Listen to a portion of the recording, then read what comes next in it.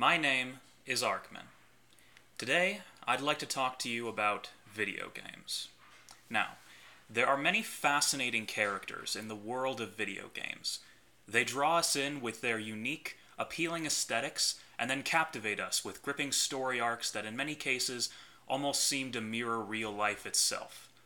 If you followed my class up until this point, you may remember the lecture from a few months ago, where I discussed the impact Mario had on the proliferation of Italian cultural references in video games, and how his slow gravitation towards selfish anti-hero in recent years has caused many to reevaluate the true implications of the damsel in distress narrative trope. And while I would love to continue speaking on the more mature angles of Nintendo's most popular character, I should probably get on with today's topic of discussion. You see, I'm hoping that today's lecture will help bring more attention to one of Nintendo's less popular protagonists, one whose characterization and historical relevance I find nothing short of fascinating. Many of you may already know who I'm talking about, as I've mentioned this character sparingly in past lectures, and briefly addressed how I hold her in such high regard this week. I'm of course referring to Peri, the Cavalier from Fire Emblem Fates, known in Japan as Fire Emblem If. Now, if you know who I'm talking about, you may also be aware of the controversy that followed this character since her inception. Before we dive into that, first, a little background on the game itself. Fire Emblem Fates was released in Japan on June 25th, 2015 as Fire Emblem If, and didn't get a proper North American release until February 19th of the next year. During the localization process for the game, many American fans of the series were left without anything to do but speculate on what the game would be like. Thanks to a few clever Japanese pirates, a good deal of information about Fire Emblem If was being made available for American players during the long wait for a Western release of the game. One such piece of information was the existence of a character known as Peri, a bloodthirsty, childish psychopath who happened to be a great cook. Due to both her name and familiar personality, many players believed that her character was a reference to famed American chef Guy Fieri. However, the developers of the game quickly dismissed this theory as nothing more than a coincidence. Unfortunately, their dismissal came too late. American players were interested in her now, and were eager to learn more about the character once fully translated. Fast forward to February 19th, 2016. Fire Emblem If is released in America as Fire Emblem Fates, and the character of Peri, now known in English as just Peri, was finally made available to Western players. Initial reception of the character was mixed, to say the least.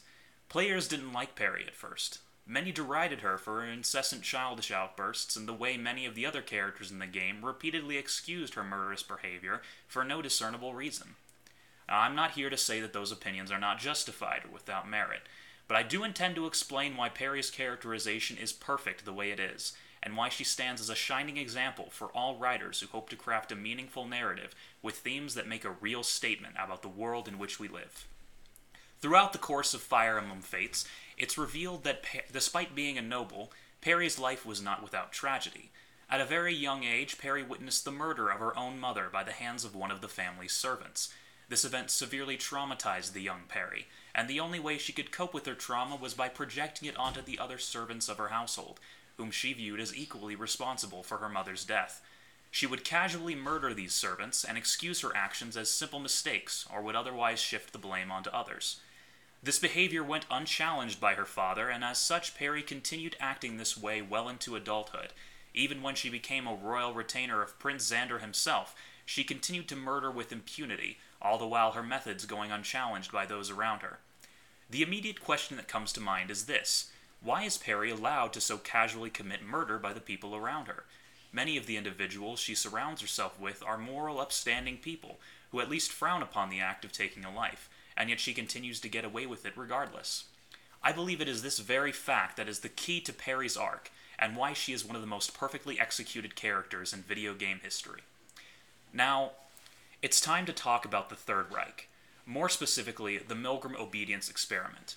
For those of you who are unfamiliar with it, the experiment itself was designed by the psychologist Stanley Milgram in order to determine the effect authority figures had on an individual's capability to commit acts of unconscionable harm towards others. Originally, the experiment was conceived as an attempt to better understand why the war criminal Adolf Eichmann attempted to justify his countless atrocities committed under the banner of Nazi Germany as him just following orders. I won't go into much detail concerning the process of the experiment itself, only that its results consistently seem to suggest that even the average human being is capable of deviating from their moral compass when acting under the plausible deniability an authority figure provides. Now, what does any of this have to do with Peri? Well, I believe that not only Peri, but the entirety of Fire Emblem Fates is an abject criticism of the selfishness and complacency that humans are capable of lowering themselves to. I ask you all again, why is it that the cast of Fire Emblem Fates is so willing to accept Peri's violent tendencies? The answer is actually quite simple. Out of all the characters in the game, even the main character Corrin, Peri is the only one who is actually human. Now, many of you who have played the game may be thinking something along the lines of, but Corrin's actions are always excused by the other characters too. Doesn't that make them the same as Peri? Interestingly, no. Allow me to explain. The main character Corrin is idealistic to a fault, and it's true that despite his terrible ideas constantly leading the people around him to experience great hardship, he is never held accountable for his actions.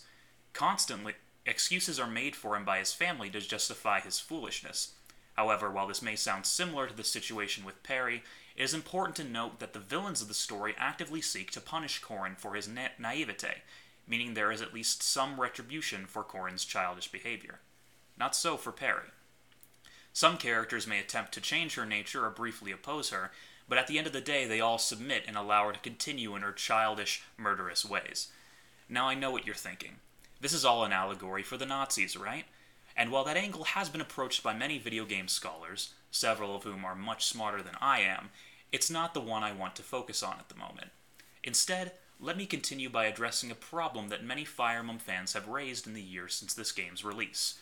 You see, the characters in Fire Emblem Fates are often criticized for being unrealistic and poorly written, and it is not hard to see why. Most of them are one-dimensional, stereotypical, and have no depth beyond a few sparing support conversations, almost none of which are written with a consistent level of quality.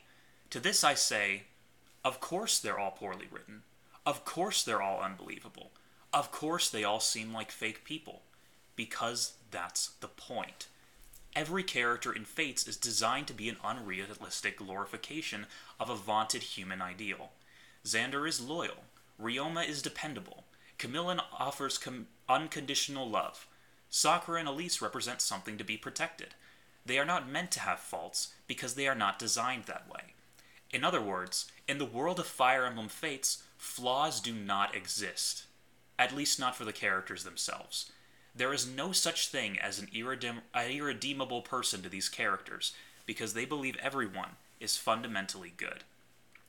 This is why I said Peri is the only human character in Fire Emblem Fates, because she represents everything wrong with humanity. Going back to the Milgram example, if Peri is the person torturing an innocent man, then the rest of the cast of Fates would be the structure that lets her get away with it. Why should she be punished? She was only following orders. She was only doing what anyone would have done in that situation. You see, the entirety of Fire Emblem Fates is designed around Peri. It is a conscious criticism of the blind acceptance humans are capable of, and it challenges the player to see whether or not they would be lulled into such complacency. Would you attempt to justify the actions of a person like this? Why or why not? Do you even know yourself? These are the questions that Peri's character raises for us. And it's why I believe Fire Emblem Fates is a brilliant dissection of the human psyche. And of course, at its center is Peri. This is why I believe she is not only the greatest character in the Fire Emblem series, but the greatest character Nintendo has ever created. She challenges us all to be better people, and to not let the comforts of submission lull us into a false sense of moral security. Thank you all for watching, and I hope to see you all next week as we analyze what role, if any, Electronic Arts may have had in the United States government shutdown. Take care.